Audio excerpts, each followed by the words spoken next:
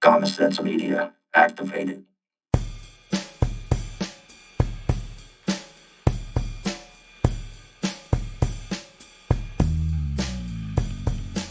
Live from the 210, it is the Wave of the View Shore Show, and we are your host. I am Trey M. This is Carr, and I am E. James. Gentlemen, welcome.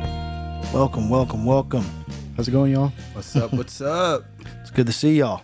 It's always a pleasure here, man. Yeah. Always good vibes. Yeah, it's good to get together today. It's early in the week, but how's your week's been? So far, so good, man. Good into last week. Good start so far today, or this week, I should say. Yeah. It's going well, man. I can't complain. Life's looking up. It's good, man. Yeah, I know that me and you were talking off mic. Both got jobs, so congratulations. Same to you, sir. Same to you. Appreciate That quitting that. wave did not ride too long, did it? Nah, I think it actually cultivated a lot.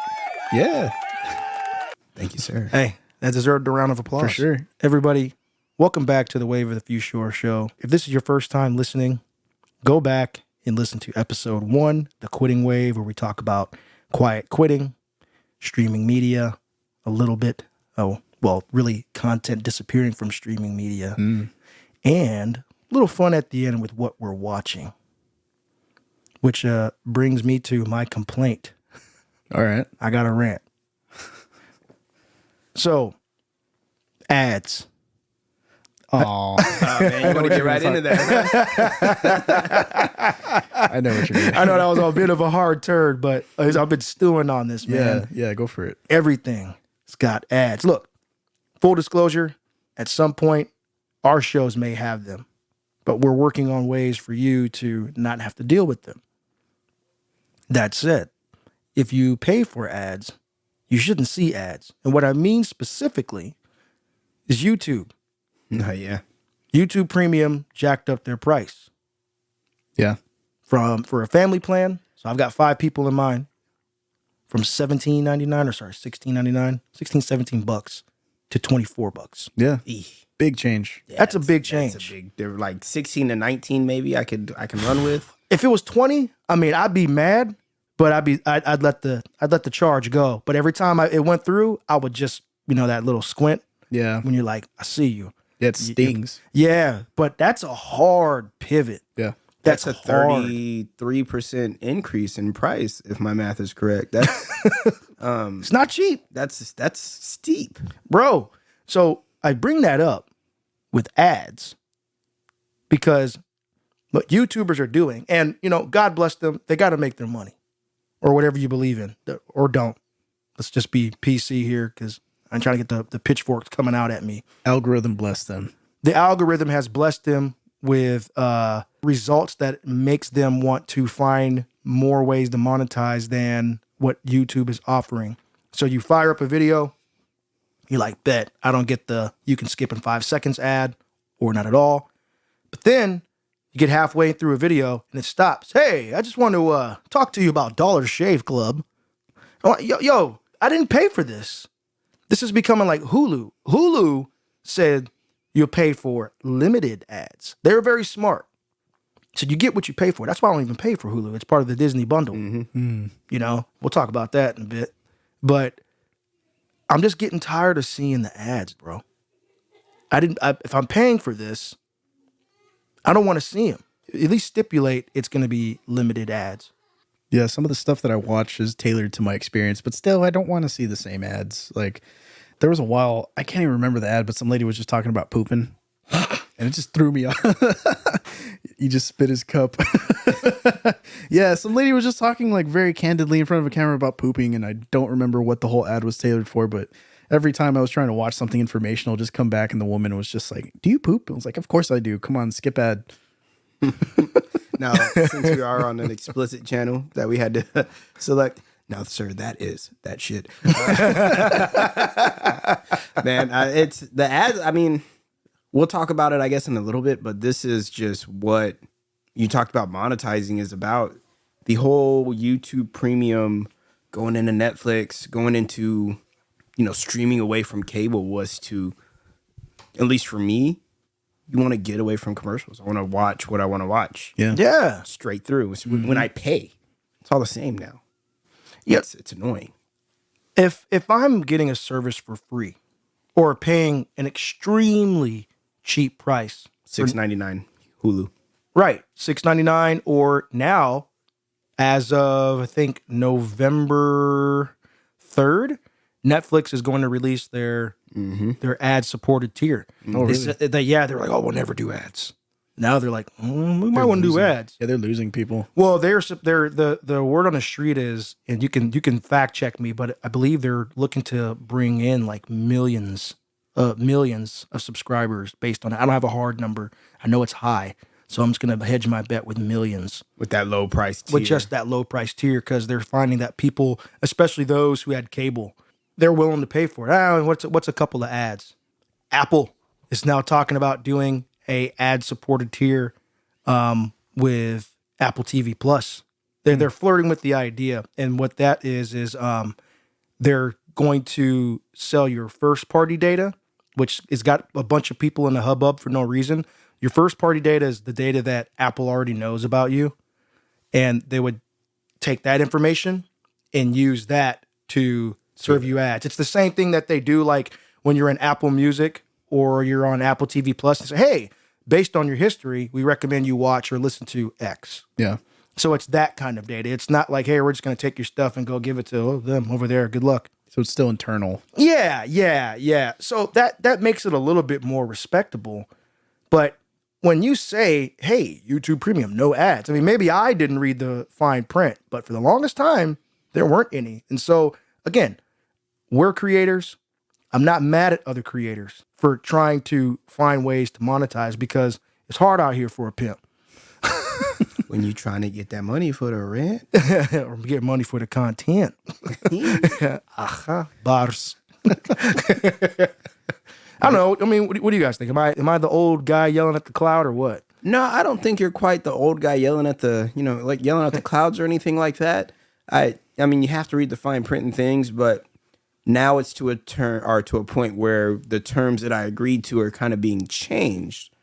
Like, we're bringing in things that we didn't have at the beginning when I started this service. I didn't have to deal with that. Now you're adding these caveats in that I don't want to have to deal with. There's a reason why I selected this service, and now that reason is kind of thrown out the window. I don't watch the news on cable because I want to streamline it. I don't want to watch it for 30 minutes and get 10 minutes of ads. I'd rather watch it for 15 or 20, get what I got to get and go about it. Now you're adding another 5 or 8 minutes of ads. So what's the difference between me paying $24 for YouTube, $15 for Netflix, $10 for X, Y, or Z, compared to paying $60 for cable? Yeah. When I get commercials and cable, like, what's the difference? Right. There's not really one anymore. And I think that's a justified argument in your point of view. Time is money, man. And, creators, like you said, we got to make money in some way, some form, some shape, some fashion. If I throw 30 seconds of ads in the beginning or at the end of the thing, but you can still streamline the content, it's one thing. But if I'm watching a 30-minute YouTube video and every 8-10 minutes you're throwing 2 minutes of ads that I can't skip into, I'm not going to pay for that. You're obviously getting your money from these people by inserting those ads. Why do you need my money too? Right. It's true. So we got to think of the old model too. Like the biggest innovation in TV before we all went to the internet was like a DVR. So, man, DVRs were the thing. Remember, they still exist. Yeah, they still exist. They still exist for a certain niche of people that just still want to stay remaining on their cable boxes, but they've grown past the cable box now. We all have it on our phones. We don't need to store our media locally. Like, truth be told, like, I don't even have an external hard drive that I have shows that I used to watch anymore on it. I just go find it on whatever service it's on. There was a time when I coveted like this Boy Meets World collection that me and my buddy had downloaded over like the course of a year. And yeah, now I just go watch it like on Disney Plus. That's it. Don't lie. We know why you're watching that. Oh, Topanga. I'm not gonna lie. I'm not mad at you, sir. You just get that for like 7 episodes, and then you get like a real serious like, this is a hug, Sean. Yeah, that show. I grew up with that show. And I love it. Man, I'm not gonna lie. When I was a kid, I had this old RCA TV. But every night at 9:30, I turned to Disney Channel to watch Boy Meets World. And after like 2 months of that, my TV just started turning to Disney at 9:30. I was like 8. I didn't program that. Like it just started doing it. And it was specifically for that reason. It's like, we know why you're here. we know what I was time on it the is. fence like Mr. Feeney. Yeah, dude. Oh, those So- memories. That's actually a good point you guys bring up though about the old model, because I haven't had cable since right before I got married. Long Wow. time. So that's 12 years. Now, granted, I've had skinny bundles. I had PlayStation Plus, which by the way was great. It was good. When they had the The View. PlayStation View. Yeah, I know Thank what you're you. talking about. Thank you. Yeah, I had that PlayStation too. View. That actually was awesome. I tried Sling. I hate it. Oh, you want the orange or the blue? I'm like, just give me the service. Well, with this, you get Fox. Yeah, And on you- this side, you get ABC. Now Disney owns both. So what am I paying for here? Okay. And then YouTube TV is actually solid, but the price, again, going up. I've never had Hulu TV, Hulu Live, I think is what they call Yeah, it. I think it's like $75 or something a month. I mean, right out the gate, that was too expensive. I was Yeah. just like, nah, you guys are priced. You're way out of here. I mean, this is like basically cable. So for the longest time, we've had this model of paying, and we watch what's called, as one of my favorite podcasters, Brian Brushwood says, waterfall television. Right? You put it on, and the content just drops. It just flows. Right? But now, well, back in 2010-ish, yeah, 2009, yeah, Netflix comes in, shakes up the game. yeah. DVDs by mail is the thing. And then they say, hey, we're going to do this thing called streaming. Okay, cool. And you were able to watch, like my wife and I would watch all the stuff from Stars. It was great. Yeah. Stars and Dexter, Dexter, all that, Showtime. yeah. I mean, all that. And what was interesting, I should have saw the writing on the wall then. I thought at the time it was a one-off, but same guy I referenced, Brian Brushwood, went to a conference and he said that he talked to some guys from Stars, and he's like, hey, it's great that you guys have all this stuff on Stars or on Netflix, blah, blah, blah. And they're like, yeah, it's great for Netflix. Yeah, because they only make a dividend off it. They don't make a full profit. Right. So And fast forward to 2022, and everybody's taking their balls and going home. they're making their own Netflix. They're making Right. their own streaming platform. Right. And now you have like 50 apps on your phone that Exactly. all do the same thing. And they're all charging, anywhere from $4, well, $5 to 20 $23. I mean, Yeah. YouTube Premium, I mean, it's tough. Going back to that just for a moment, I love ad-free YouTube. I love it. I watch YouTube or listen to YouTube more than anything. And so while I see the value in it, I don't know if I see the value at that price. The whole thing with people saying a la carte TV, folks are going, well, that's what you asked for. What I realize is at the beginning of this, I wanted buffet price. I'll pay a single price.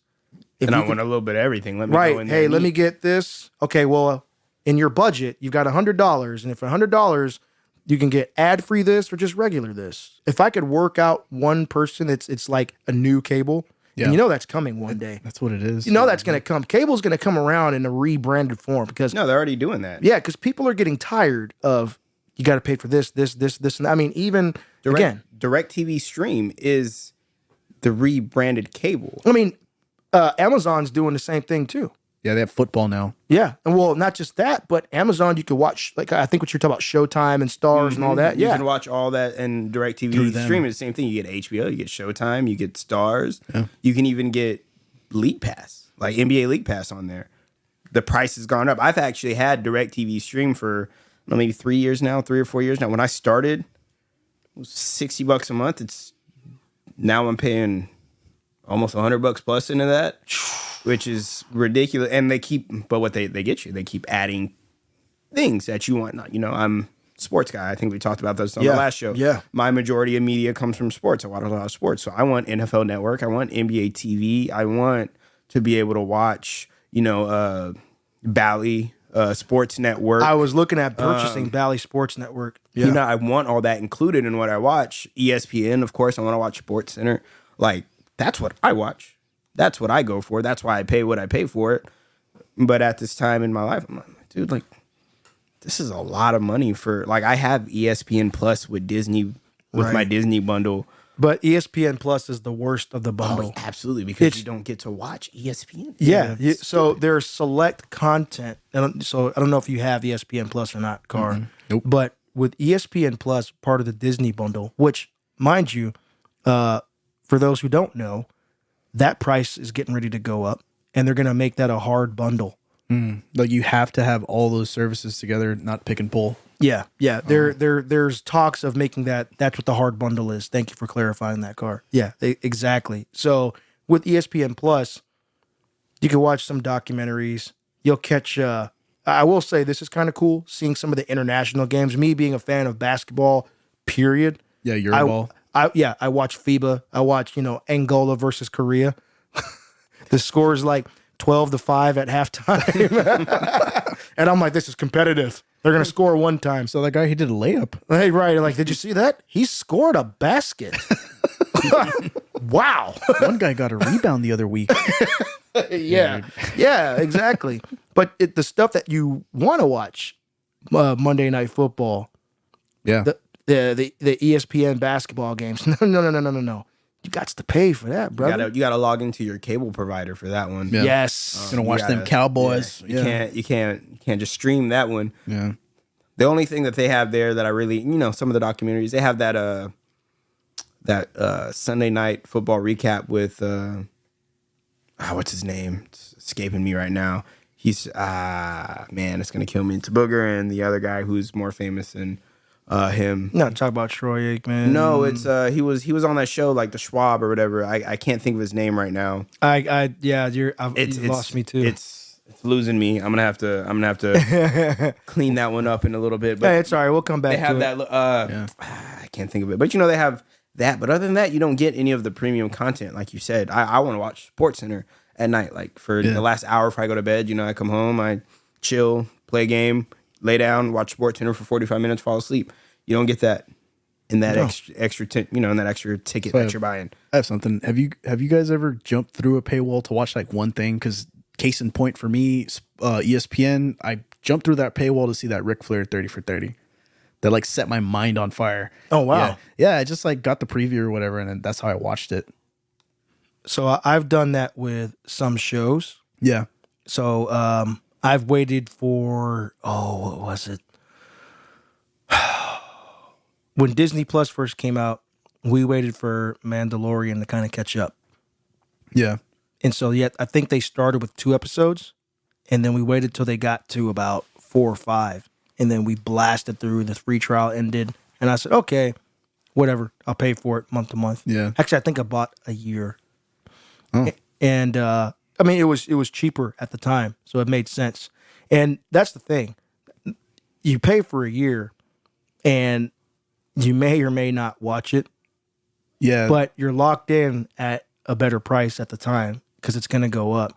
When you really think about it, it's the same thing that cable would do. You'd get mad, your bill would go up, and you'd call Spectrum or AT&T, Comcast, Cox, etc. Let's get you in at 2 years for this price. Right. It's guaranteed money for a year. We know that we got $70 from you. Yeah. So yeah, we did the same thing though. To go back to what you were saying, we did the same thing with Disney Plus, and then I bought a year because I figured, well, my kids watch Disney. For us, it's the Star Wars app. Yeah. That's mainly the stuff that we watch. But even with that, it's starting to fall off. I think the only one who's really watching Disney Plus frequently is my son, and that's because Spider-Man's on there. Oh. And he's watching. It's only the animated Spider. And it's only the animated Spider, and he's getting burnt out on that. So it's not really working for us. Like most of the time, my kids watch Netflix. They watch Netflix more than I do. That's why I don't get rid of it. But because of the prices have gone up, and I don't know if you guys have exercised this option with Netflix, I love 4K. I went down to 1080p Oh wow. because the 4K option is just- it's yeah. $20 a month. Yeah, it just gets to be too expensive. You- Four you gotta screens, start- $20 a month. Yeah, and You I'm get like, that, you get that Dolby Atmos or whatever you're looking for in there. But well, you look at Apple TV and everyone else. No, well, I won't say nobody because I don't know all the streaming packages, but I will say most of the major players don't charge you extra for 4K. You just get it. I think that's coming with Netflix being the pioneer in the streaming industry. Yeah. Because at the beginning they didn't have to deal with all that, and then 4K comes along, 1080p comes along. Because I don't think you get, if I remember correctly, I think they have the base package where you get no HD. Yep. And then you have the middle tier where you get HD, and then you have the top tier where you get the 4K streaming service. And it started off where there was no HD. HD was, oh man, if you had an HD TV back in 2008, 2010, like you were ahead of the game. And then it became more common. It's like, oh, you have HD TV, you want to utilize that. Here's a little spike. Oh man, now you have these great OLEDs and you want to utilize that. Well, here's another spike for you, man. That's just, I think, comes with them being so Ahead of the game, so long, such longevity in the streaming game. Unfortunately, it wouldn't surprise me if other people like Hulu start kind of taking that route, especially once like 8K becomes more common. Oh, you want 8K streaming? Well, we include 4K, but if you want that 8K, you're gonna have to pay a little bit more for that. Yep. Why? When you're just using up more of my bandwidth. Well, and I get it. You know, the throughput they got to pay for, but still, I mean, all these other bundles are charging you whatever they're charging you, and they don't itemize it like that. So I'm like, why is Netflix doing that? Well, like they also itemize like concurrent streaming too. Like, you know, like you, mom, dad, and the dog can watch shows all at the same time if you pay for it. But yeah, with that, like they were the first ones on the block, and you see a lot of companies do different things. Like Netflix is, I think they're trying to pull back on trying to drop the whole season of Stranger Things, or they already have or haven't, because that was like their big thing. They would just drop the whole season and people just binge it. 3 days. Yeah, you just see Dude, other Amazon would do the same thing too, man. Yeah, but they pulled back. Now you got The Boys on a schedule. You got that Lord of the Rings show on a schedule. Like everything now is set up to be more like TV used to be in a linear timeline. It's becoming very, cross-branded. You're getting the same thing that you were trying to get away from so hard. I hated waiting a week for next. So Stranger Things comes out. I don't even watch it for the first month because, like, when I do want to sit down and I actually have time to enjoy the episode, It's there. I want to get 2-3 episodes in at a time. I don't want to wait a week. We talked about this last time when we were talking about Severance and the way, and I hate being left on cliffhangers. Like that's what you're getting with media. That's what they're supposed to do to get you to tune into the next week. But this is in 2005. I'm not watching Lost. Yeah. We're in 2022, and when you drop something, I want to get from beginning to end in a great matter of time. My time is money. Ads, you're putting those ads and wasting my time for that money. I also want to come in and watch what I want to watch in my time frame. When you want to watch it. I have children. Like my kids go to sleep at 8 one night, and I know I've got 3 hours to knock something out. Yeah, they went to sleep a little early. Like, let me get through 3 episodes real quick. Yeah, because I have the time. Yeah, now it's like very cross-branded. Yeah, now for mainline shows, like I was waiting every weekend for that House of the Dragon. Now it's done. It's like, okay, I could have just waited for this and just binged it. But yeah, we're still on a linear timeline. We still have to plan our days around TV. That seems like an old way to do things. It really does. And I get it. So I heard a perspective. I can't remember who I spoke with recently who pointed it out this way. But they said, when you think about it, before the pandemic, it was easy to drop stuff because everything was open. They could record, and then say, you know what? We're gonna give it all to you. We're gonna give you half, or we're gonna give you it week to week. Because Disney was doing that before the pandemic. They were dropping everything week to week because, water cooler talk. I don't care about water cooler talk. Yeah. I can avoid things. Yeah, But I'd rather have the guy all like strung out at the end of the weekend, like, dude, I just saw all of Game of Thrones. right. And so I do understand them wanting to drag it out to have more people talking about it to build that buzz, so to speak. Yeah. But if your product's good, People are gonna watch it no matter what. They're You gonna get a more consistent. they're gonna viewership they're that gonna way. consume it. So they said during the pandemic that slowed down production. So then they had to sprinkle stuff to meet changing restrictions and requirements for social distancing and all kinds of stuff. So from that perspective, I do get it. But now we are, quote unquote, coming out of the pandemic or done with it. What gives? And oh, good. No, I think this actually ties into what we were talking about in our last episode, how things from the pandemic have changed people's perspective. And from a company aspect of it, they realize, hey, if we sprinkle things in, we're getting a more consistent viewership. If you're paying month to month, you pay that $8, you watch all you want to do, you don't renew, compared to me dropping the entire season over a 2.5, 3 month period. Yeah. I'm going to get twice as much money. If you only watch Netflix for Stranger Things, or you only watch Disney Plus for WandaVision, Yeah. and we drop it all at once on you, you take vacation, or you get sick, you have COVID, you're off for 5-7 days in a row. You binge it all, you're done with it. There's nothing else you want. You cancel your subscription. Yeah. Right. And then they're losing money. So instead of doing it in that fashion, they sprinkle it in. They're going to stretch it out. Let me get you hooked. I can't get you to buy a year membership. Not everybody buys those year memberships that we want to sell. Yeah. Let me at least get 3 months of you because you want to watch this show. Yeah. Just like, hey, let me stay at home because I can do this out of the pandemic, and it showed me that I can do this. For them, it's money. It's all about the money, and it's all about control. Let me get you to stay connected as long as you can. And I think that if more people actually exercise hey, I saw what I needed to see. I don't want to pay for this because I'm not watching anything else on this program or this, this service. Cancel it. Think about what you're actually watching. Look at your budget and say, well, am I watching this? No. And here's where they get you.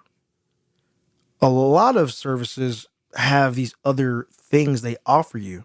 So going full circle to YouTube Premium, it gives you YouTube Music. Well, if you're not a person who uses Apple Yeah. or Spotify, Amazon, Deezer, etc., Tidal, I know that's another huge one, or semi-huge. Insert stream here. Yeah. Yeah, exactly. Then you're like, man, but if I get rid of this, then I lose my music, and I've built all my playlists, and I've got my library, and YouTube Music allows you to upload songs to it. I know this because I used to have an Android. You can upload all this stuff there. It's like, man, but if I do that, I lose all that. I'll deal with it. Yeah. Amazon Prime. Well, if I drop this, if I just drop Amazon Prime and I go to the streaming, then it's actually more expensive because I'm paying, I think it's like $12 a month. Or it's like, well, you can't really drop the streaming because you pay for Amazon Prime. It comes with it. Yeah. So you got that. Apple. I told you about the Apple One bundle. I was using Apple TV Plus, and then I was trying the fitness thing because of my watch, which I'm not using at all now. No. I mean, I don't use the Apple Fitness stuff at all. I have my own regimen. Yeah. But what has been valuable for me is the iCloud Plus, the ability to create my own domain for email, hide my email, the private relay. No, there's those kind of features that come with it. And then the other big thing would be the News Plus, because what we do. Yeah. So Also having that, you get your local newspaper through Apple News Plus. exactly. I exactly. don't have to go to the Express News. Exactly. I don't have to have that subscription. It's included. So And then you've got these other providers. Like, I don't know how long this is going to last, but I'm sweating bullets because I'm like, AT&T doesn't own HBO Max anymore. I get HBO Max for free. Oh yeah, that's an agreement that they still have standing. That's $15 a month. And I'm like, I don't want to pay for it. But I know that we all, like HBO Max, We use that. Yep. We use that a lot. That's probably number 2 or 3 in my house. Yeah. I mean, from kids stuff to adult stuff, although the kids stuff, they've really neutered that with the new regime from Discovery taking over. That's another story. And then another one, again, Verizon with the Disney bundle. We were paying. I cut it off. Once I switched to Verizon, it's like, well, you're going to pay for that? And I'm going to get ads in Disney Plus when this change happens in November. Okay, that's fine. I barely watch Disney Plus. So if I get some ads in that, I don't mind. You get what you pay for.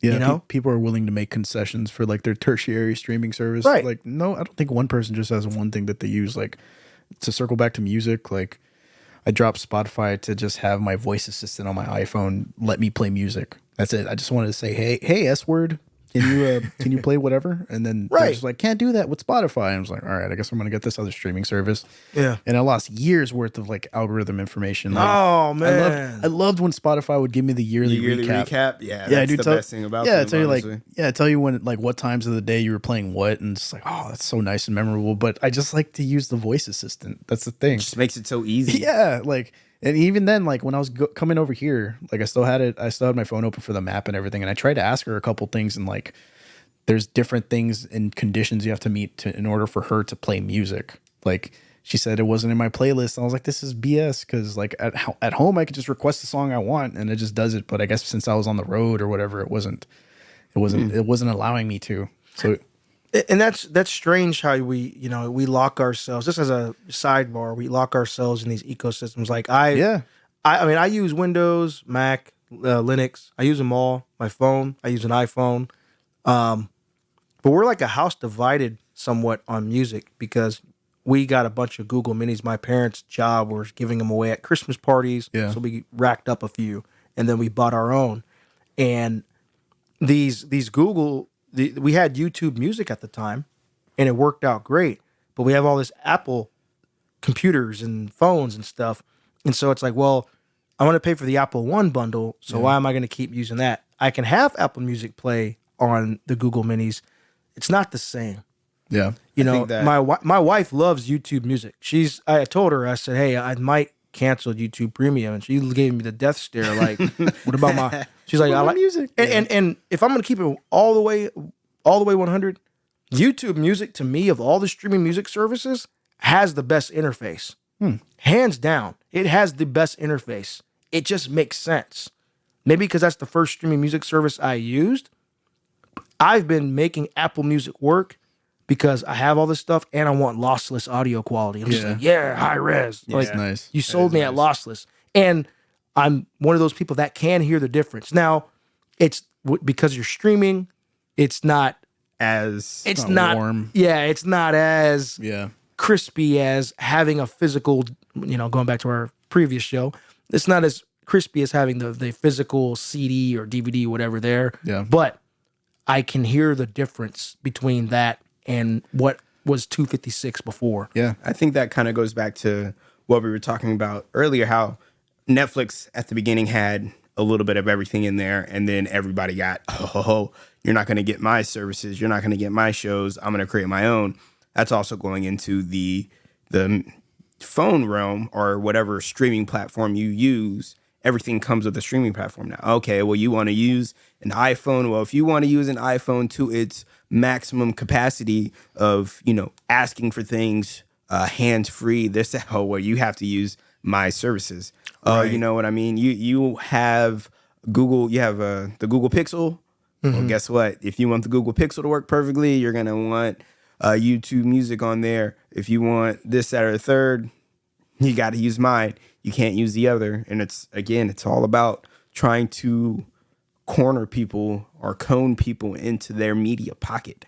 Right, right. This is what I offer. This is what you have to use to get the maximum efficiency out of your device or get the maximum out of your, out of your subscription. out of your money, really. Exactly. Yeah. So here's something interesting. This may be the exception, but I sent a couple really close friends our first podcast, and Apple just makes it really easy for you to play their podcast on a web player now. Like Android friends were playing from the podcast web application, which I thought was really cool. Yeah. That's funny you said that because my cousin listened to our first episode. Yeah. And she was getting frustrated because we had the Acast link up. Yeah. On I think both on Twitter and Instagram. And she's like, it doesn't let me pick up where I left off. And I said, click the follow button. And for those of you listening, if you're listening right now on Acast, we love them. We pay them to host our stuff. If that doesn't work for you, you go to our Acast link, click the follow button in the top right corner, and that'll open up links to your podcatcher of choice. Apple, Spotify, Google, Amazon, Deezer, the list goes on. And if you don't see your podcatcher of choice on the list, let us know. Holler at us. Yeah, we'll send a raven. Yeah, we'll send a raven. Hey, Common Sense Media. Com Sense Media on Twitter. Yep, and Common Sense Media on Instagram. All right. So that was a little plug there, but it's facts. Let us know. Hey, I would love to listen to you where I like to listen to podcasts. So yeah, that's great. That's a great call out, Car. That's why I wanted to say that. it was just interesting to kind of get that feedback because I was worried because all my closest friends on the thread are all mixed. Like I think one of my friends has an iPhone. The other guys just have Androids. One guy's been rocking a Pixel 2 since it came out, dude. I just dedicated to that phone. But it was very nice just to see a screenshot of my friend on Android just playing the thing. And I was like, man, that's really nice and endearing. And I'm happy that, whatever service will plug into whatever, at least for the podcast world. But when it comes to stuff like our music choices, like I'm tied to the ecosystem for Apple. Like I got the headset, I got the speaker, I got the HomePod Mini. I can't do any of the things that make it convenient unless I pay for the package. I get it. I got the Apple TV. Yeah. You get to, and you go with the Apple TV. If you have AirPods or you have Beats, So easy. It's so seamless. You can open them up. Your TV will say, hey, your Beats by Dre are connected. Yeah. Do you want it, which works for me perfectly. My wife will be asleep. I get to into my pods. It's all about the ecosystem, man. I mean, it's the reason why I switched from Google on my doorbell. I mean, I've got the Logitech Circle. I like that one. And I've got Apple TV, and you guys show up, and it pops up, bloom. I'm like, oh, okay. So Fellas are here. So another case for that, like I got a Fire Stick just so I can use my cameras and my stuff. So like a Fire Stick kind of catches everything else that's not Apple integrated. Yeah. I really like it. It can be a little bit cumbersome sometimes, but it does work. And it's the one exception I have. That's like the one voice assistant that I have from Amazon. That's through my remote. So I tell you, man, Google and Amazon have the market cornered as far as streaming sticks, not streaming sticks, but Amazon is. I guess technically yes, because Kindle, the Fire OS is Android. Yeah, the Fire Sticks, and then they got the Google equivalent. Like what is that called? The Chromecast. Chromecast. Yeah, but I mean, that was my first streaming device. I think number one might still be Roku. I look at the numbers. Yeah, that was like, man, I haven't even thought about Roku in a minute. So I don't know if you guys heard this. This is like breaking news within the last day or so. Yeah. Roku is working with that company Wise.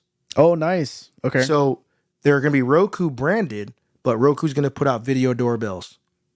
That's strange. So they're going to do video doorbells, cameras, and other stuff. So like you can tie into your Roku. Right. So if you got a Roku TV, somebody pops up just like we get on the Fire Stick, or in our case the Apple TV. Bloop. There you go. I wonder if they're all going to have that little rubber tag on them. Well, and there's supposed to be a cross-platform alliance called Matter, where everything's supposed to work with each other. But this device in particular, these devices don't work with them yet, or I don't think they're going to work with them at all. However, at some point soon, those Roku devices will work with the Amazon and Google ecosystems, so you can have some cross functionality. Yeah, it's like an IoT protocol. Yeah, exactly. That's cool because they know that people just get gifts for Christmas and they get this and that, and you got to figure out like, oh, am I going to use the Amazon voice assistant? Am I going to use one on my phone? Like, I'm going to use right. So all those things just come into play, and we all just get overwhelmed with all these choices. Like choice anxiety and choice paralysis is a big thing in this world now. Like we all have 1, 2, 3 services. Sometimes it comes to where I'm scrolling for like a half hour trying to figure out what I want. That's what happens to me on Netflix. I go to Netflix, I watch about 20 trailers, and then I'm like, that was good. Yeah. I'm done. Like, I think I got my fill. Yeah, I'm ready for bed. Yeah, it's like I have an idea what that movie's about. I have to watch that sometime. So there's a couple of like things that still float in this world. So in streaming, even with the streaming exclusive shows, they still tie themselves to like the old way of broadcasting in time and cutting and editing, because you still have a show that's like 24 minutes when it shouldn't be because there's no commercial. Right. But we have that. We have feature length films. You want to get your butt in a movie theater seat for 90 minutes or less, or 90 minutes and a little bit more. But we've had kind of that shift now to where movie theaters are now hosting all these big epics because of the Marvel movies. Like people are sitting in their chairs for 2.5 hours watching this and that. Like, can you get the same effect? Like, I know that new Halloween movie is streaming on Peacock and also in theaters. So where are the incentives? Like, what is the incentive to get out to the big screen and watch X? You know what I mean? Well, for me personally, Yeah. there's not a huge incentive. You guys know I'm a huge DC guy. Yeah. Everything is available to you already. Well, no, I can't watch Black Adam right now. Oh, yeah. Man, I wanna Oh, go yeah. see that so Yeah. That's the Rock, though. I want to see Black Adam, but the last time I went to a theater, a friend of mine rented out a theater for a birthday party. Very nice. Very nice. I spent $99 on concessions. Yeah. Everything but the movie cost $99 for 5 people. I said, never know. This is why I don't go. Nope, this is not why I go. Nah, I completely Nope, understand. never again. I've gone Not to the doing movies it. probably last 2 times in the last year. Yeah. I went and saw the new Dragon Ball Super movie that came out. Nice. Which was nice. And the best part about that was I went at like 11:30 on like a Wednesday. Oh, there it's was nice. nobody there. I had the Nice. entire theater to myself, which was cool. But I still spent $20 on concessions. It was just me. I got a popcorn, I got soda, and I got candy. Like I got 3 things. It was $20. See, and I'll go I to the paid- local draft I house. paid $8 for the ticket. Well, I'll spend some money at the draft house, dude. Oh man, and the draft house will That's- get you too. That's where they get you those drinks, man. See, I went to Casablanca and Yeah. all things aside, I had me a little something in my pocket. I wasn't going to buy those margaritas. I wasn't paying no $12 for a margarita. Had me something going on. But then the last time before that I went to the movies, it was whatever the last Spider-Man was. No Way Home. No Way Home. I went and saw that. Oh man, it was one of those times. I went and saw that, and I lied. Before that, I went and saw the Batman. I went and saw the Batman the day it came out. Which was nice because I'm a huge DC guy and the hugest Batman guy that you'll meet. Yeah. But still, man, me and my wife went 2 margaritas a piece, 14 $40. each. Yeah. $40. Oh, man. $46, popcorn, candy, and it was packed to the brim. And we went at like, I don't know, maybe 4 p.m. Oh man, We didn't catch a go. matinee. It was Thursday. It was the Thursday before it came out. The first or second showing was like 4 p.m. Which I know if you go the day it comes out, of course it's going to be packed. Yeah. right. That's why I right. went early and not 11 o'clock at night or something like that. Also, I have kids, babysitter times. But Yep. like, I would rather I got a nice TV at home. I got a nice little sound system, subwoofer. You get everything that you need to go. I'd rather sit at home. Yeah. That's how Watch it. I am. Unless I have the theater to myself, like I did when I went and saw Dragon Ball Super. Yeah. But Those are my favorite things. Yeah. other than that, I don't want to be there with 300 other people walking in front of me talking. It's Yeah. always nice when something happens and people clap or cheer. Depends. You get a nice little moment. Yeah. Oh yeah, we're all on the same vibe. But For sure. Yeah, like just certain movies I have to go to the movie theater. Like I saw Smile the other week. oh man, I saw it with my nephew. I was more afraid than him. Wow. Yeah, but I love movies like horror movies, like other stuff where people can engage and make a little bit of noise. Because you're trying to watch a drama piece and somebody in the background has a crying baby, kills you. It just kills you. But for like a horror movie, you hear people go, "Oh no!" and just like this and that, and I'm there just with my hoodie, just like, "Oh God!" and just like, yeah, I like always go those to horror movies experiences. with a hat Those, on. yeah, those you cannot just escape or erase. Like there's a time and place for those kinds of things, and I'm happy it still exists because. For a while, the pandemic was kind of making movie theaters go away.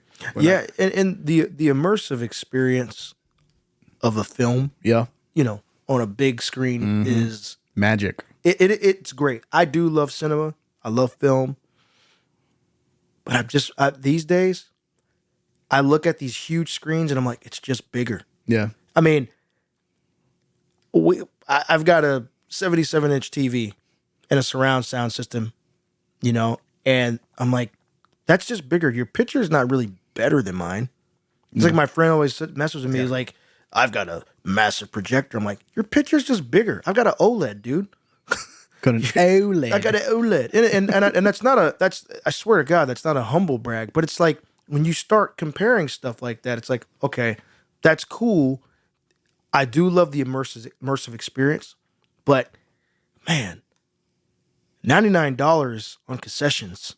It's ridiculous. Not even tickets. Just ridiculous. Just concessions alone. I mean, think about tickets for 5 people. That's how they get you though, because now tickets aren't expensive. Yeah, like $10 and $12. 10, 8, 10, 12. Yeah. Maybe $18 like Well, let's Prime, just say IMAX, recliner seat theater. $19. You know, like, yeah. let's just say we man. went to a matinee, right? And it was $10 an adult. That's 20, and then $5 a kid. That's 15.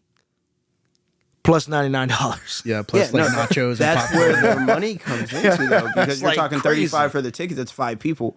$100 for the concessions is just ridiculous. $20 a person. You're making more money per person off of the concessions than you are off of the tickets. But and we've to come always- back kind of to what you were saying, like I'll never forget when I went and saw Avengers Infinity War. I think they had Infinity War in Endgame. So that was Endgame. Yeah. And Captain America picked up the hammer. Everybody right? clapped, dude. Everybody was spoiler alert. Man, that movie is 5 years old now, almost. If you haven't seen that yet, then I feel sorry for you. You mean Tony Stark died? Oh, hey, that was my father-in-law, bro. Oh. We watched No Way Home. Sorry, just wanted to tell you, we watched No Way Home, and when he saw, I was like, Iron Man died. Like, where you been, bro? He was mad. He was wow. he was visibly mad. Yeah, you got to go in order, though. You got to pay attention. I was like, I thought you knew this. He was like, that's too much. I'm not watching all these movies to know this. Yeah, they expect That's you a to have. cinematic universe, sir. Dude, that's the reason why I got Marvel. Like, just as a side, that's why I got Marvel fatigue, man. I'm like, Yeah, I same. just like, look, and I love comics. I like DC more than I like Marvel, but I do like Marvel. But you got to watch this show to understand this small reference to this and this. And like my friend Emilio is a huge Marvel guy. Comics, like he's not just the MCU guy. Like he is a person I respect from a comic standpoint because he's an OG. Yeah. And he knows history. And then he knows when they make certain references online, or on the movies, stuff that I don't even catch, where he's like, that's a nod to Beta Ray Bill. You know what I mean? He's that guy. The same way I am with DC, where I'm like, oh man, that's a reference to this comic. Yeah, you know, whatever. So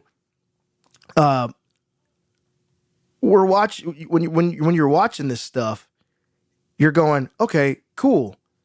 This is happening, that's happening, that's happening. Something passes by, and then you're like, What just happened? what happened here? Oh, that's a reference from Captain America, the Summer Warrior. I didn't watch that one.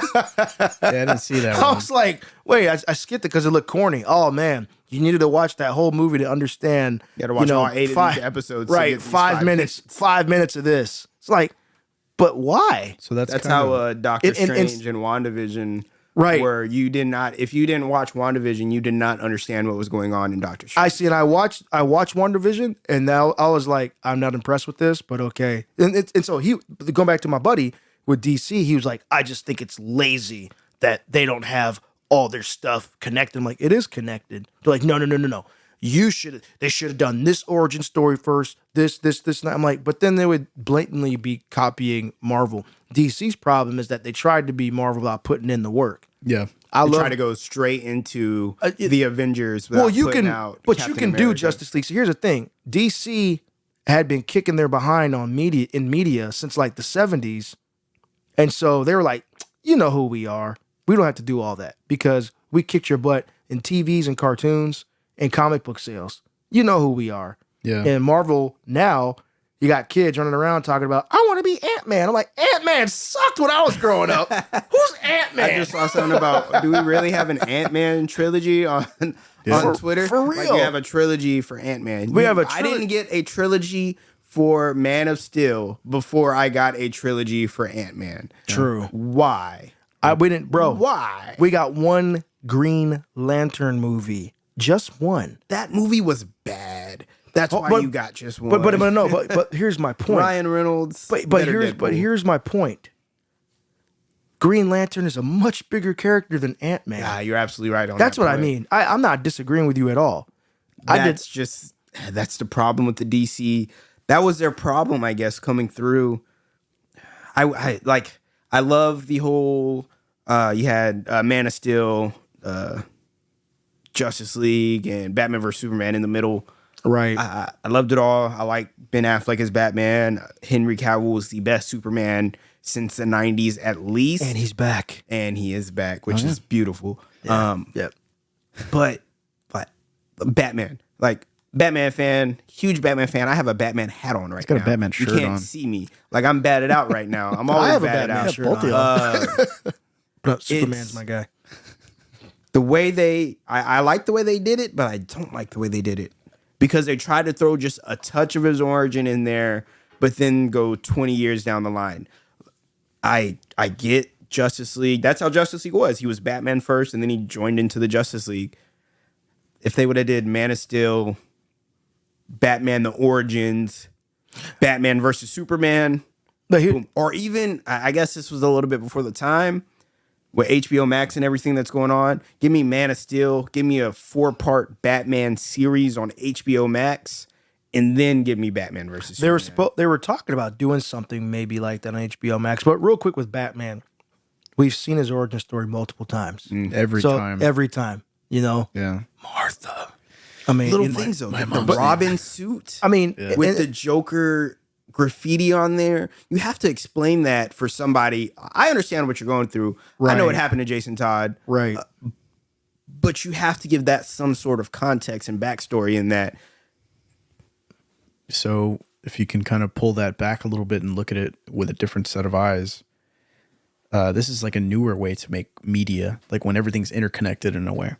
Like you have to know about this, that, and everything else just to kind of put that story together. And you have like your father-in-law who just doesn't want to deal with all that. There's other people that are just really ingrained into it and want to see it all come together cohesively. I think that is juxtaposed against the old way of media because everything was serialized back then, but not in the way where it was so interconnected because information just travels so fast now. So when y'all just talk about how you want it this from there and you want to serve it up in this episode with this and that, that's a lot to really keep up with. It is. It's a lot of work. And I think that you could have a connected universe without having to see, you know, let's say the three of us are 3 individual characters. And in order to understand your 2 shows or movies, whatever, what have you, you shouldn't have to come and watch mine. You know, you could see me pop up in the car show and the car show. I'm in a manga. Just buy the manga. The car manga, right? and say, oh, okay, that guy was interesting. Oh, by the way, he had his own show. That guy, Trey M., he had his own show or his own movie. He's interesting too. Now, there may be some small references that are relevant, but you shouldn't feel totally left out in the dark narratively. Yeah. And that I think that's what a lot of people are feeling with the MCU these days. Plus, their newer movies are just, the shows are just interesting, to say the least, from what I've heard. I haven't kept up because I'm just burnt out. Star Wars guy. I love Star Wars. I haven't finished Obi-Wan. Same. I cut it. I was like, I can't get. It's not that I don't like it. Just like, yeah, I'll get to it one day. Yeah, like it's nice to know that it's there. And then same thing with Andor and all that other stuff. Like there'll be a time and place for all those things. But You're just getting hit over the head with so much content, man. Yeah. And going back to the streaming stuff, right? Look at what you're watching versus what you're paying for. And when everybody is fighting for your dollar, I think we as consumers need to sit back and say, you know what? Is it really worth it? Do I want to pay for ads? Do I want to pay at all? Do I mind paying a little bit more to not have ads because I don't like ads. You know, if your service is okay, $2 to $5 with ads, $5 to $8 Limited With content. limited Limited. ads, maybe limited ads, Yeah. and then $10 plus, $10 to $15 with no ads. Yeah. In my personal opinion, it should work like, if you're gonna make me pay for ads, give me 3, give me 5 or 6 with Give me none. right, and then 10 to me should be none. But I get it, production cost, inflation, all that stuff. But just know, let me be clear once again: if I'm paying for if I'm paying for no ads, I don't want to see any ads showing up in my show. If you put an ad in my show, I might cancel you. Also, there's that thing too where YouTube obviously has all that user data. They can get away with this price because they know people will pay for those things. Like even then, you're still paying for it. Like, you know, and there's the thing, you're considering it now, but I mean, I think there was a month where I told you I got rid of YouTube Premium and I went right back to it. So did I. It was awful. Like I didn't want to see the pooping lady. Like, you know, But at the same time, it didn't cost that much. Like, yeah, you know, it didn't cost as much as it does now, for sure. I'm at the point where things have gotten so convenient. Here's what they did to you, and I got to give the industry credit. I don't know if this was on purpose or a coincidence, but things had gotten so convenient to not pirate. Oh yeah, yeah. I mean, Yeah, let me tell you something, and Trey knows. Oh yes. At the old 2-story house that I had, it's probably like a with crawler. the crooked tile floor. We were in the U, but that's not Miami, baby. Right. Yeah, when he would come stay the night and sleep in the bunk bed at that house. Okay, I had a old Windows ME machine that was a hacked copy of Windows, and I had it segregated from my network, and I had only one machine that could connect to it in my house. Right, I switched VLANs. I would join that one, connect to it, manage my torrents, pull stuff onto a hard drive, scan that hard drive with like 4 antiviruses. It was like a DMZ, Yeah. and then boom, pull stuff over. Plex server. Yeah, exactly. Well, it was all whatever. offline. Yeah, I would just hook up the hard drive to my computer and we watch TV. We watch our movies or whatever. But my point is like, people are going to go back to pirating. I think they need to. I'm sorry. I know that sounds messed up to say, but I think there needs to be a healthy dose of that to show them this is ridiculous. Yeah, once prices get absolutely criminal, which they're getting close to. They're Everything's getting criminal. they're getting And pretty it's close, all man. corporate profit. They're not spending any more money to make these shows, to make these products. They're just spiking. They're like, let's spike it $3. Will they pay for it? I do. They're paying for it. Oh, of course. All right, let's give it another year. Let's spike it another $3. I just imagine Vince McMahon smelling the money, like that. Right. They're just That's slowly what it's going to, and they think that people don't have any other outlet or option, and that's where it comes back to what you're saying. We have these options for now, because what I fear is internet regulations. Excuse me, are coming. A lot of other countries do this, where they regulate what you can and can't do on the internet. They already do, man.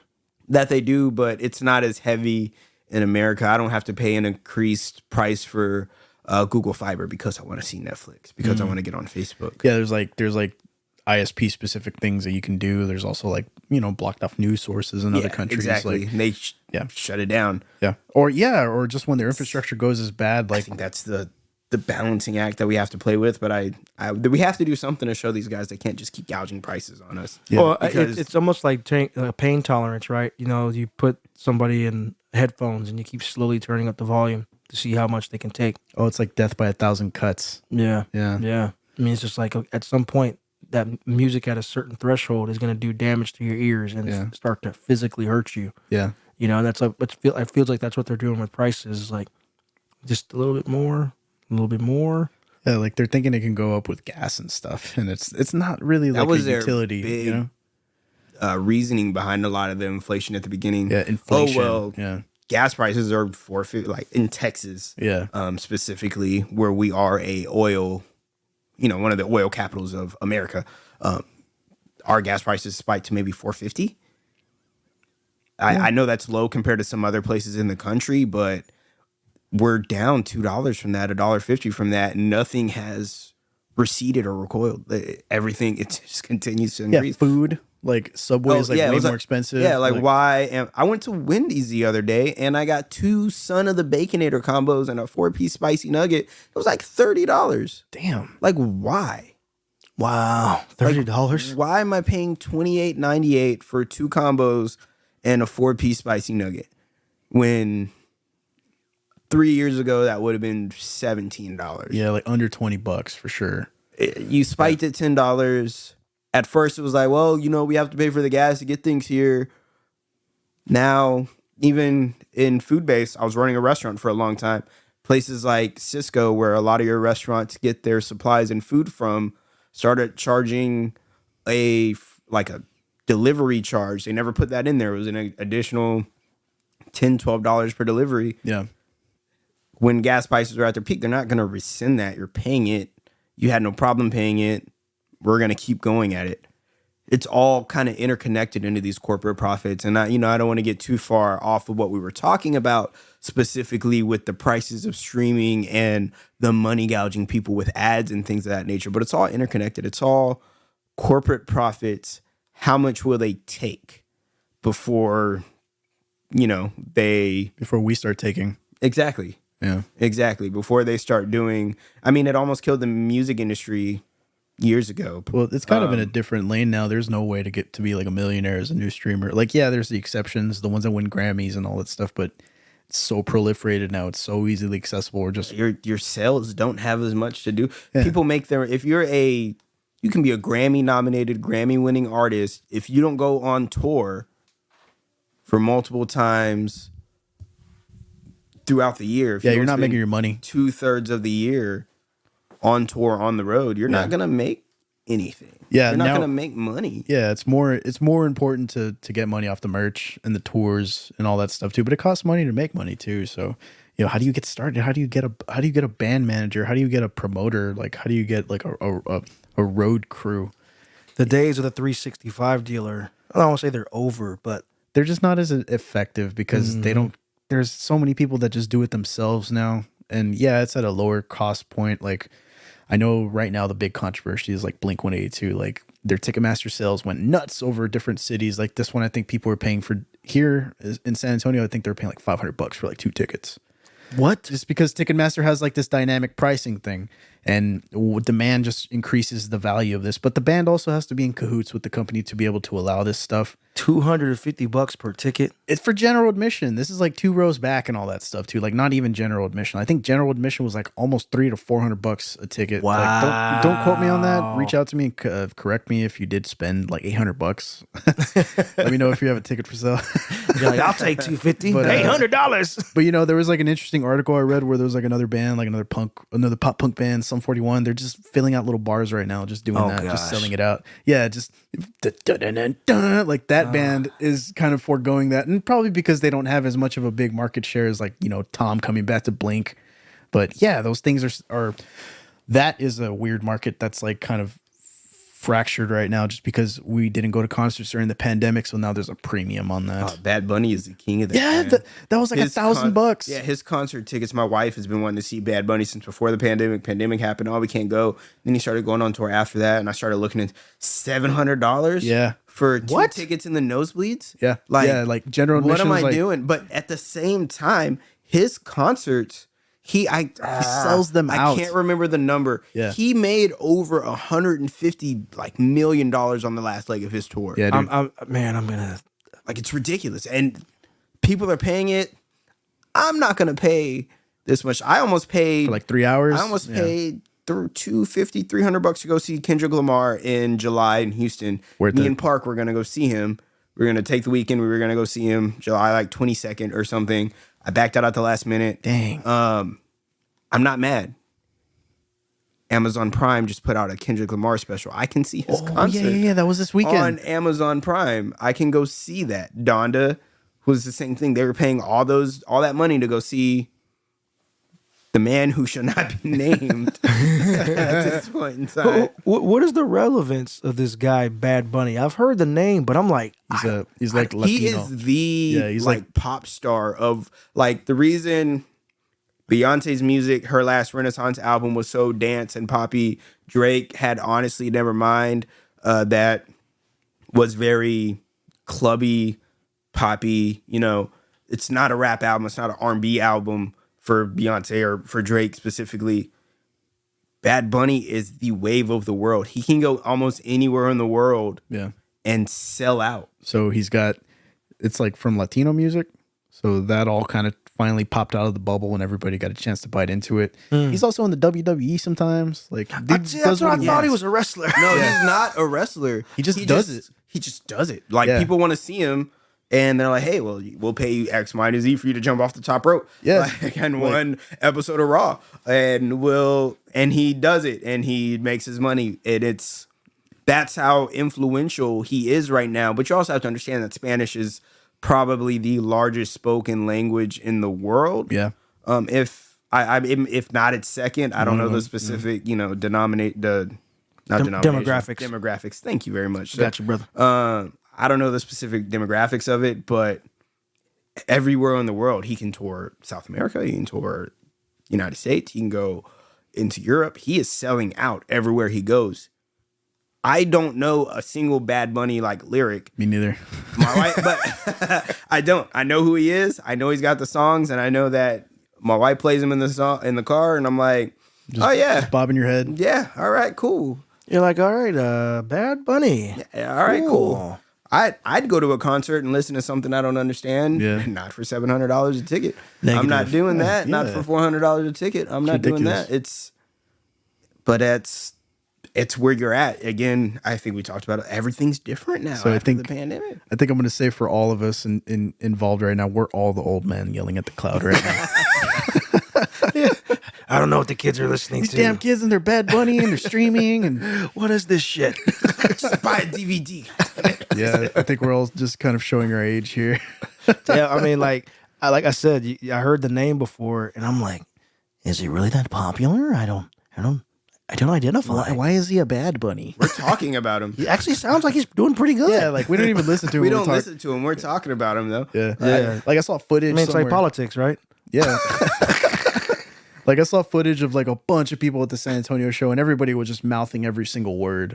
And I was like, I don't he's even got know. reach like that. Yeah, everybody's in the nosebleeds with their phones, and everyone's just mouth syncing along with the music, and that's a big appeal. You don't get that in today's world. So the fact that it does reach out to so many people and touches them in the way where they want to drop $400 for nosebleed seats. That's I think the last great for artist him. I've seen do that in San Antonio was Deftones. Oh yeah, that's because this city's like the metal town. Well, I mean, every time Deftones have come here, I don't know if they've. I feel like if they could, they would tour twice and Yeah, hit San Antonio exactly. 2 times. Like, Well, they always say, "You guys, I swear, are the best crowd." And I'm Yeah, like, yeah. you say that every night. no, I think they mean it. Like when it comes to San Antonio, they're like, Man, these San guys are Antonio rabid. turns up for some Deftones. Speaking of which, what are y'all listening to these days? Man, a little bit of everything for me right now.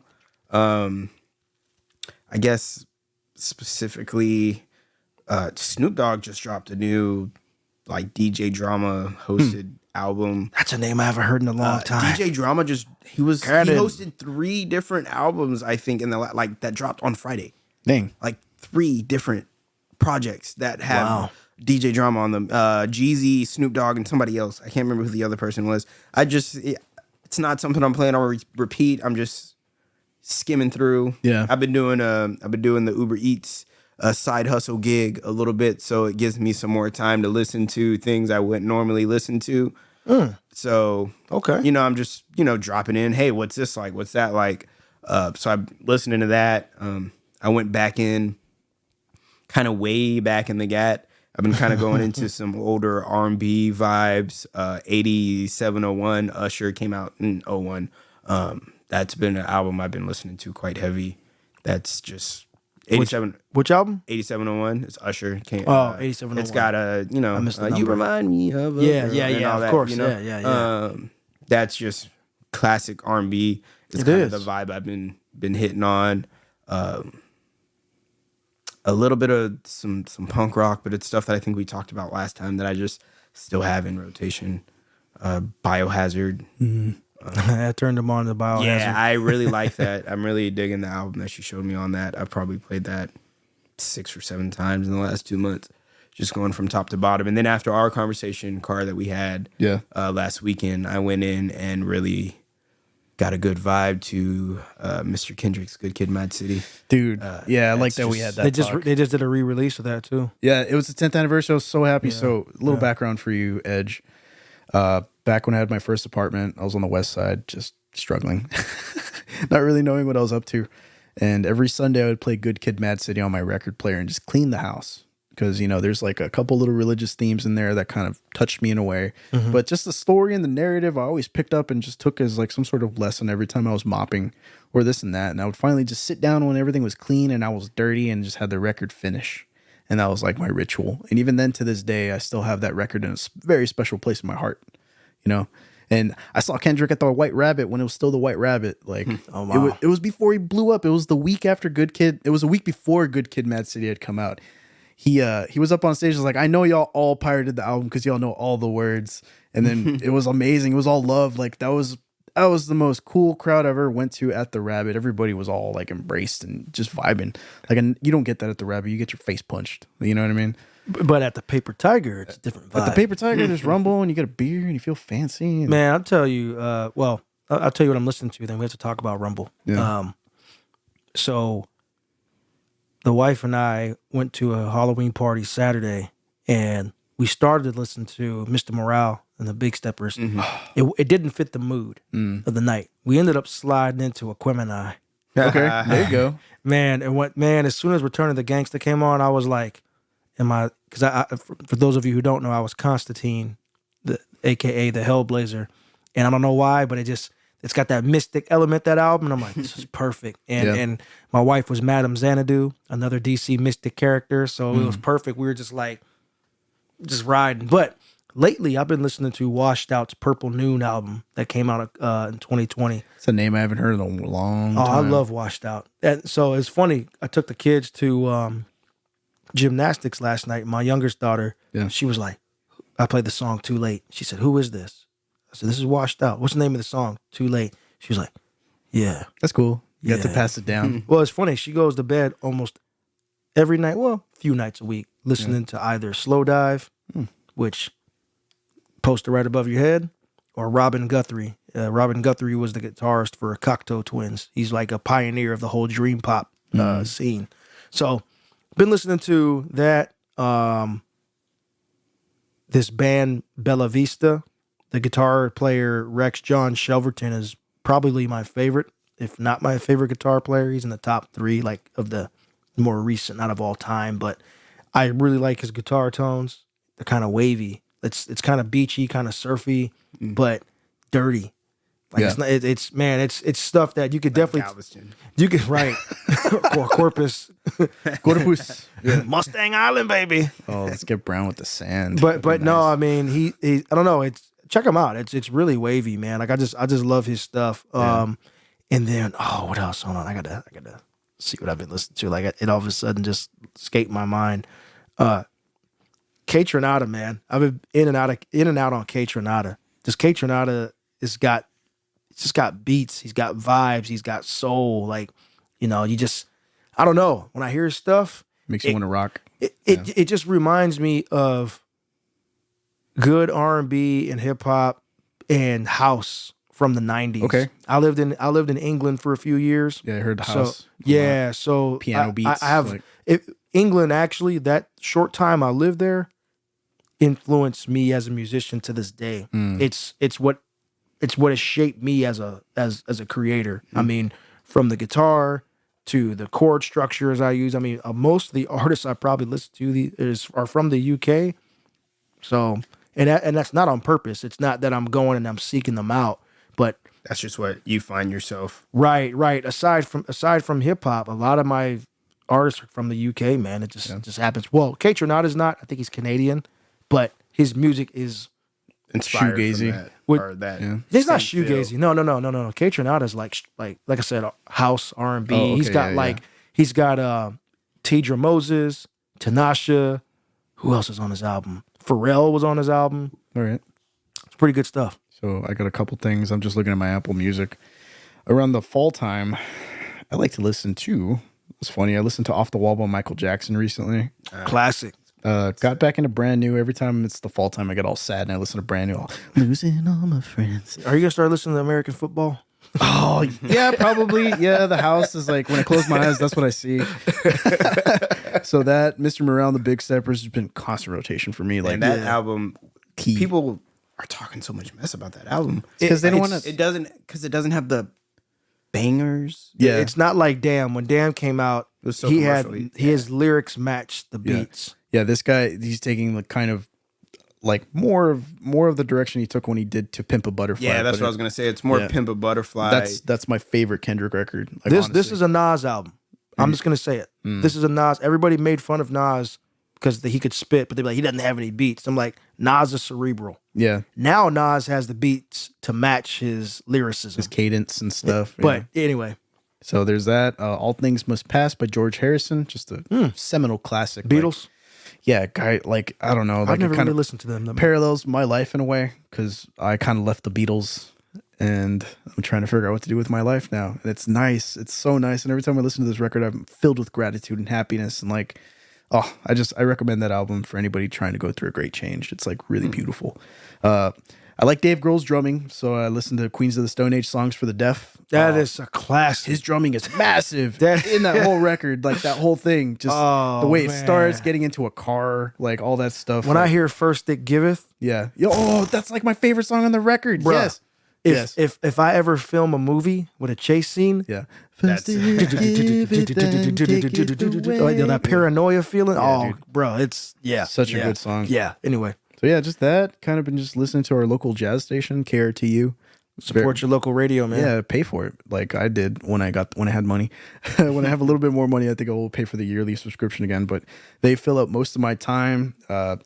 I wake up in the morning with them. I drive home with them. Like I listen to them on the weekend when they have the Latin Jazz Hour, when they have the Vocal Jazz Hour. Like all those DJs are great. And I highly recommend them. If you're trying to branch out with your musical horizons, just pick up some jazz. It's nice. Oh yeah. I mean, I sent some jazz links in the. I've been on that really stripped down raw, Afro inspired jazz. Man, percussive and cool. Sons of Kemet. Yeah. Irreversible Entanglements. Mm-hmm. I got my man Trey here in the Christian Scott. If you never listened to Christian Scott, I would start with the album Yesterday You Said Tomorrow. Man, my favorite song on there is Americant. Oh yeah, yeah. Man, you feel the struggle in that. Oh man. Yeah, check that out. Check that out. For sure. I could talk to this cat about jazz all day, man. He is one of the few friends that I have that like I could just sit down and throw jazz out at, and he's just like, "Yep, oh yeah, heard it." Well, for me, it's more like a musical thing. Like I just appreciate how different and off the wall things get. Like, I do like a Jazz good, is all feeling, man. I want to have a jazz party. Sorry. you, like me, you, and like the McPoyles from It's Always Sunny in Philadelphia. Like, yeah, I don't know. I don't want to go to no jazz party, dude. How is that show still going? Every episode is literally about trying to get over. I love it. They're just degenerates. Like those are the only Funko Pops that I own. Like I love that show. Nah, and you I lied, always bro. will. You had a Batman Funko, bro. Oh yeah, I had the Mexican Day of the Dead Funko Batman. You're right. That's the only other one. He would notice, wouldn't he? Yeah, that's Yeah, he saw the gang and there was the Batman there kind of filling out that sixth spot. So yeah, you're right, bro. Don't lie to me, man. You had to have one bat. Yeah, Why you holding out? I Why you love that holding out? Batman. Yeah, it's like it's all painted up all Day of the Dead. Oh man. So, well, I think that'll do it for us, fellas. What do you say? Man, I think that was a great surf of a wave this time around, gentlemen. Yeah, we got to see what the next wave's going to hit us with. Yeah, I agree. Hey, thank you all for listening. We appreciate your love, support. Give us your feedback, rate and review us on the podcatcher of your choice. Everything you tell us, we take seriously. We want to improve this show. We want to improve all the shows, and we want to make sure you are all satisfied with what we're doing here. So Again, you can find us at Common Sense Media on Instagram, Common Sense Media on Twitter, me personally at E Can Talk on both. You have me at Marshall on Mics on Twitter. And you can hit me up on the Discord. Yes, and soon, y'all, soon, we will open that up to the world so you can interact with all the podcasters here over at Common Sense Media.